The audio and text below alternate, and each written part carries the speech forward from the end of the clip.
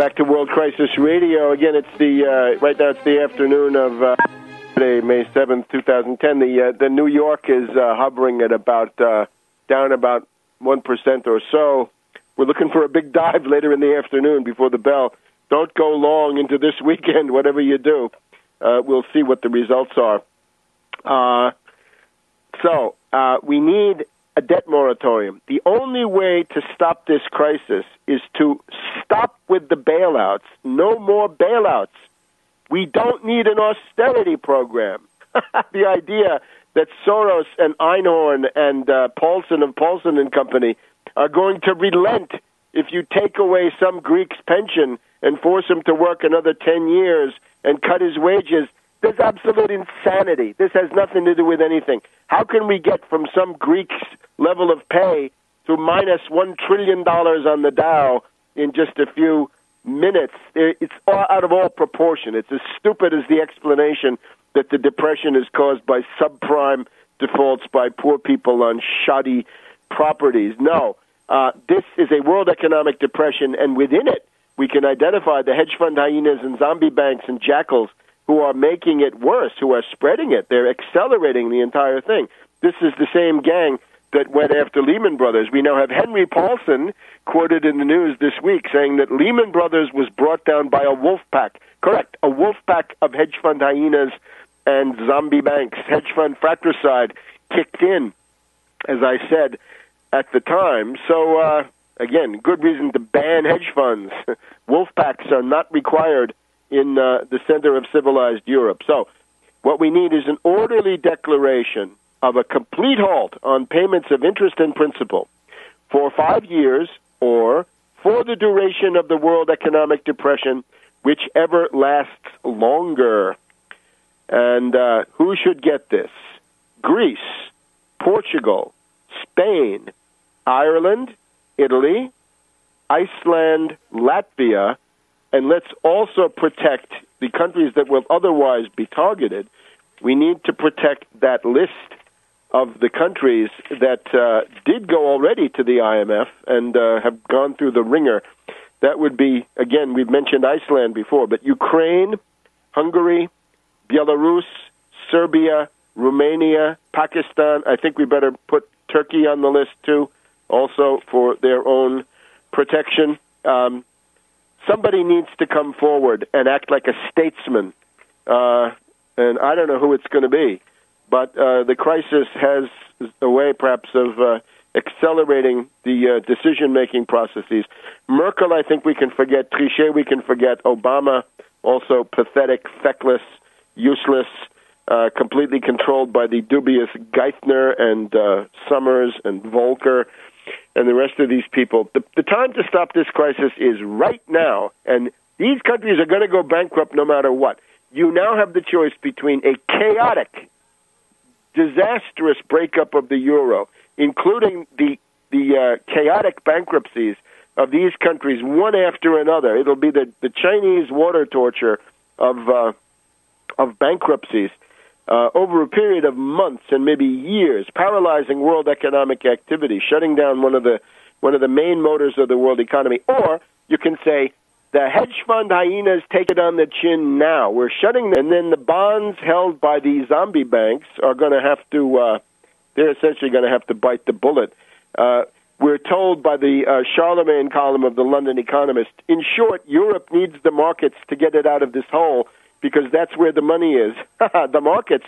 Zombie banks are the markets. The zombie banks are creatures of the state to begin with, and are you supposed to placate them and propitiate them with the lives of innocent Greeks? No, not innocent Portuguese or Spanish or Italians or anything else, or Irish or anybody else. No more victims on the altar of this Moloch monster of finance capital. So therefore, debt moratorium. And that's the act of statesmanship. Now, in the wake of that, since we do have the European Central Bank, here's my word for Monsieur Trichet. If we had somebody like Sarkozy calling for orderly debt freezes, because that's what a moratorium is, it's a freeze, a halt in payment of interest and principal on international financial debt by these governments, and the government-to-government debt would be included, the Paris Club and the London Club. debt owed by governments to other governments and debt owed by governments to private holders, they both take a bath, quite frankly, because that's just the way it is. And if you want to blame somebody, blame the hedge funds who made this crisis what it is. That would be zombie banks, who were in many cases the debt holders themselves. But they're shorting this stuff. It's possible, as Goldman Sachs shows.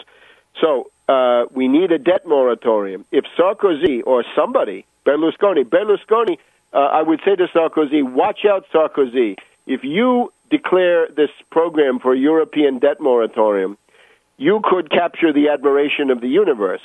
But if you don't, Berlusconi may get ahead of you. He may beat you to the punch, because Berlusconi is going to have to do it as a matter of survival. Whatever he thinks now, within a month or two, Italy will be definitely under attack.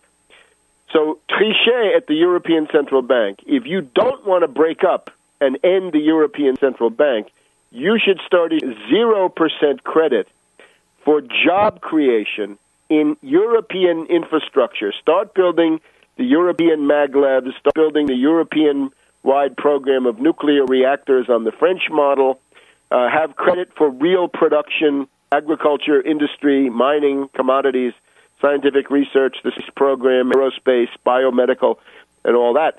Get that in there. No money for banks, hedge funds, financial services.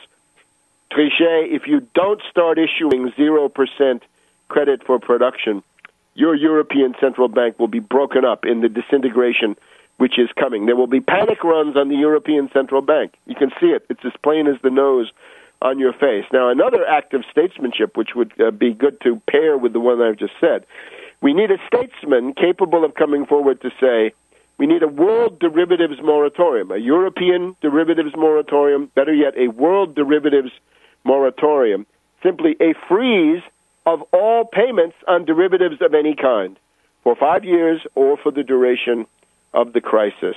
1.5 quadrillion of toxic paper, $1.5 quadrillion of toxic paper, meaning $1,500 trillion worth of toxic derivatives are crushing the world economy. The most important thing you could do is to wipe that slate clean momentarily, freeze it, because it remains. You've got to deal with it later on, perhaps through the courts. But get that dead weight off the world economy, or it's going to crush humanity. And again, it's like the private warfare of the British English oligarchs in the War of the Roses. Back then, Lancaster and York. Now it's the zombie bankers, and their weapons are not swords, but derivatives. So it's time to say goodbye to all that. Now, I realize people say, how could Sarkozy do this? How could Berlusconi, Trichet? Well, let's go back to what has already happened. And in particular, this is my question. What would Herbert Hoover do? Easy to make fun of Herbert Hoover. We do it frequently.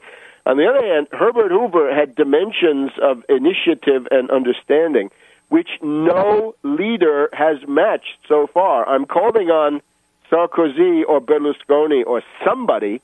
Putin certainly could do this. Advance to the level of Herbert Hoover. Get yourself to the level of statesmanship shown by Herbert Hoover. What I'm talking about is the Hoover moratorium of June 20th, 1931. That's the key to what has to happen. I'm taking this example to show that an American free market hidebound president was able to say, freeze all international debt among the leading powers in 1931. Back in a minute.